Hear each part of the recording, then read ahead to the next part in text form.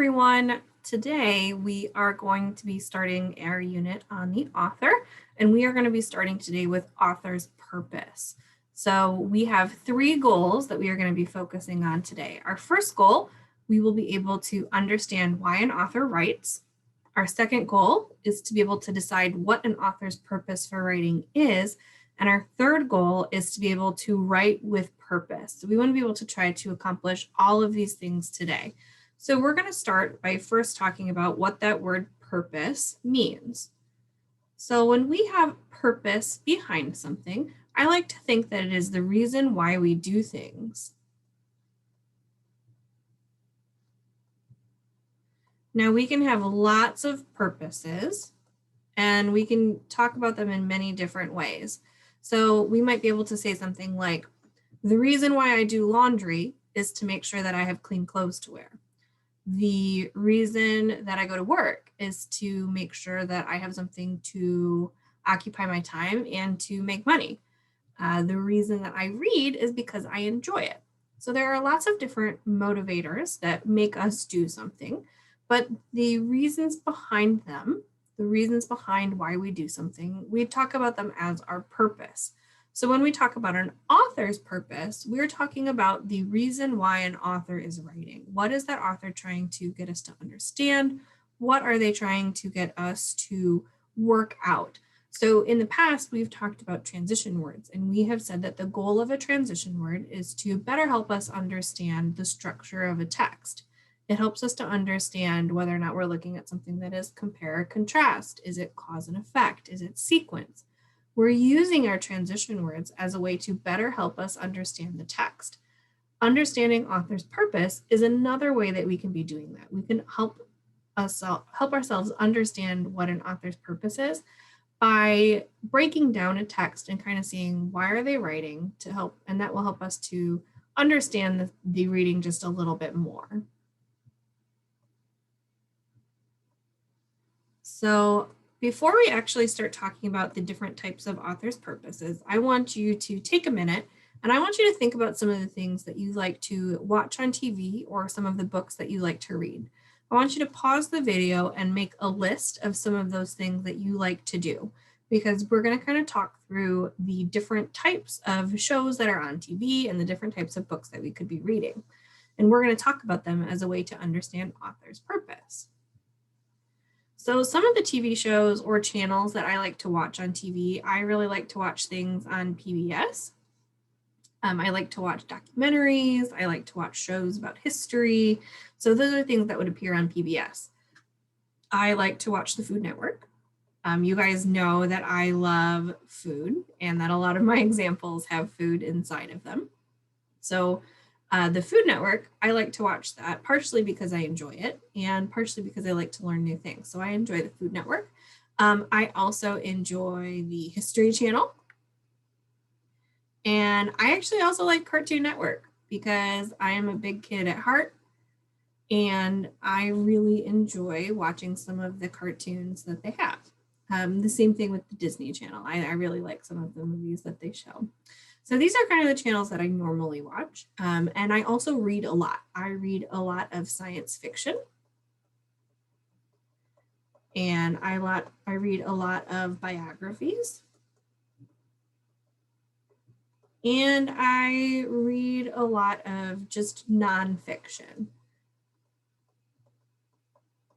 So we want to remember that nonfiction means that it's real. So these are books about maybe about how bumblebees exist together. I read books about how birds interact with one another. I like nature books, so I like to learn more about the world. And I like to learn about history, so I read a lot of nonfiction that way. So I want you to think about the different shows and TV channels that you like to watch.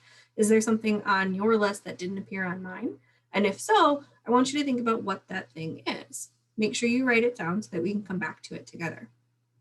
So I really like to do a lot of these shows and to watch a lot of these channels for a couple of reasons. So if we think about something like PBS and the History Channel, I like watching these because I like that I can learn something from them. So I learn through a documentary or I learn about something I've never known before.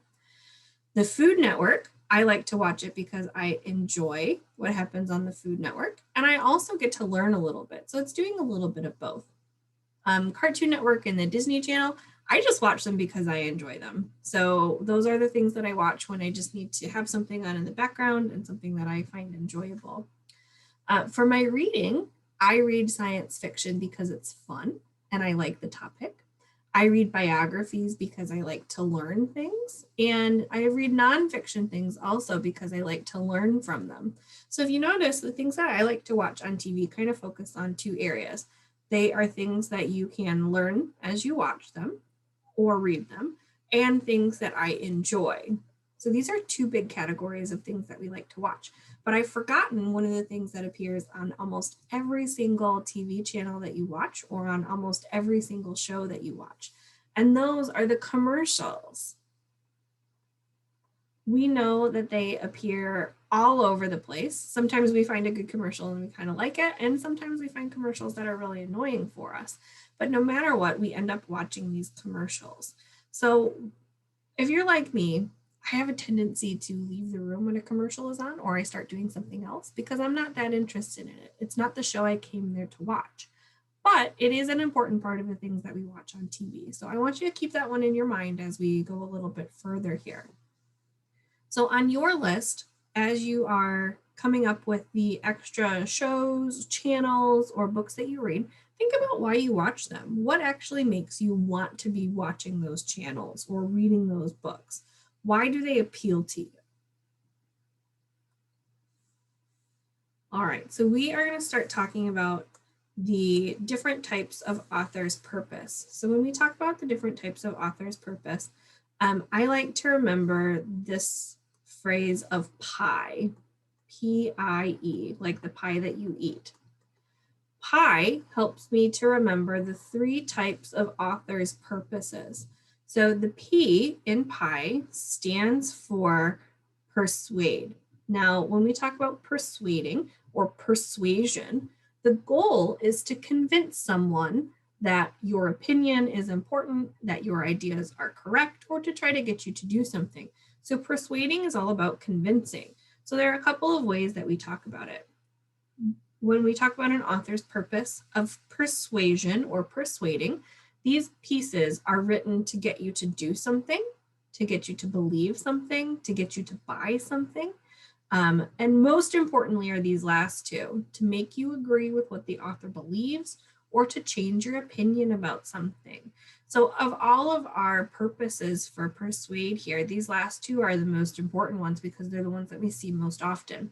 They're to make you agree with what the author believes or to change your opinion. So as a reader and as a TV watcher, we find these in a couple of different places. Now on TV, the commercials and advertisements are your main examples of persuading. If you think about a TV commercial, the whole purpose is to get you to buy a product or to go to a place. So let's think about a fast food restaurant, for instance. They show you that nice, juicy burger. Why do they show it to you? Well, they're hoping that you're hungry and they're trying to convince you that you should eat at their restaurant. They want you to go to their restaurant and eat their food. They're trying to convince you to go somewhere and do something. When we have product advertisements for, let's say, a specific type of toothbrush, they are trying to get you to buy that toothbrush over someone else's toothbrush. So their goal is to convince you that their product is the best, to persuade you that their product is the most important. So on TV, those are our biggest examples of persuasion. In writing, we also have different examples of persuasion. The first comes with different types of opinion pieces. These are also called op-eds or editorials. And the whole goal of these types of writings are to try to get you to believe what the author believes. The author is stating their opinion and they want you to join their side, be on their team. We also see examples of persuasion with any type of argument, because the goal behind an argument is to get you to believe what that person is telling you. So that's our P in pie. The first author's purpose is to persuade. So we're going to go ahead and move on to our I in pie and look at the second type of author's purpose. Our second type of author's purpose, the I in pie, is to inform. Now, to inform comes with this word information. So when I think about information, what I think about are trying to teach somebody something or giving someone the facts. So when an author writes to inform you, these types of writings are written to teach you something, to provide you information about something, and they just give the facts. This one is very, very important. They just give you the facts. So when we talk about the different types of examples of inform as an author's purpose, we have a couple of things that we have used in class before. Textbooks are the perfect examples of something written to just inform you. They're meant to give you just the facts. They're not trying to convince you of anything. They're just stating the facts. Articles and newspapers are also informative because usually they're just giving you information about something that has happened or something that is going on. Now, not every article is going to be informational. We said in the last slide that op-eds and editorials that appear in newspapers, those are persuasive. So we want to be on the lookout and remember that not every newspaper article or magazine article is informative. Most are, but not all of them. Another good example of something that is informative is a recipe. A recipe is there to just give you the steps to make a dish. It's not telling you that you have to do it that way. It's saying that these are the facts that we use to follow through with this recipe. So the I in inform, or the I in pie is inform. And what we really want to remember here is that these have to be facts only. All right, so let's do our last type of author's purpose. Our last type of author's purpose is the E in pie, and it is to entertain. Now, we know when something is entertaining. We know it when we see it. The goal of something that is entertaining, it means that the author's goal was to write to help you enjoy something. It's all enjoyable. So what that means is that these things should be fun to read. When we talk about something that is entertaining, in general, it is going to be fiction. Remember, fiction is not real. These are the made up stories. So these are things like science fiction, mysteries, fantasy, romance, the things that we create that are not necessarily real stories. They are examples of fiction writings. So these are things like plays, stories, and poems. If the overall goal is to give you enjoyment, then the purpose is to entertain. All right, so now that we've got kind of a good idea here, I have a homework assignment for you. So I really love goldfish crackers. They're one of my favorite things to eat. They are just my favorite snack. And I want you to try to write your own paragraph about goldfish crackers that follows one of these tasks. So you're going to follow one idea, not all three of them, just one. So you're going to need to make sure that you have a pencil and paper around you, and you're going to make sure that you are following one task. So your first option, the first choice that you can write about, number one right here, is to write a paragraph that persuades me to buy goldfish crackers. So you want to think about what are some things that convince you to buy a product in the store? What makes you choose one brand over another?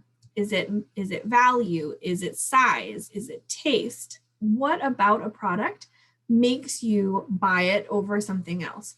Use those ideas and persuade me to buy goldfish crackers.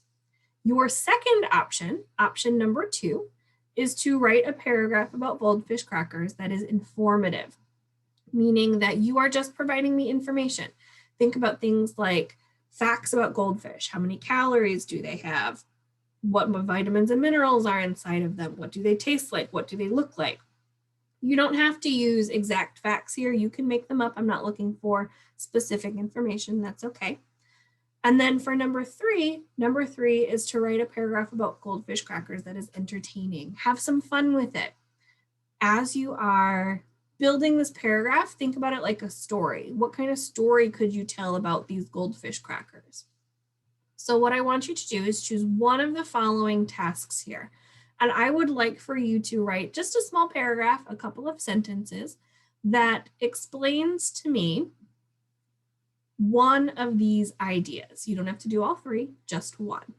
I do not want you to tell me what type you chose. So if you are choosing to persuade, don't tell me that you're trying to persuade me. If you choose inform, don't tell me that you're trying to inform. If you choose entertain, don't tell me you're trying to entertain. After you write your paragraph, I want you to snap a picture of it and send it to me over Remind so that I can look at your paragraph.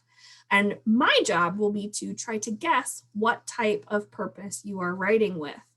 So you've got your homework assignment.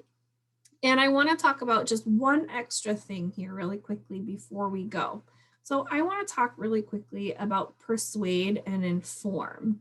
Now, when we talk about choosing the author's purpose, there can be more than one. So you can have a paragraph that provides you lots of information, but that in the end is still persuasive. So what we want to remember is that your homework is going to be asking you to choose the main author's purpose. What is their main goal behind it? So as you read something, I want you to be thinking to yourself, what is this author trying to do?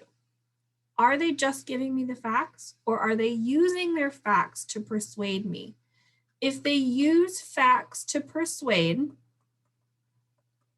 it is still persuasion. If they use facts to persuade, it belongs with this persuade category. For inform, it is just the facts. They're not trying to get me to do something.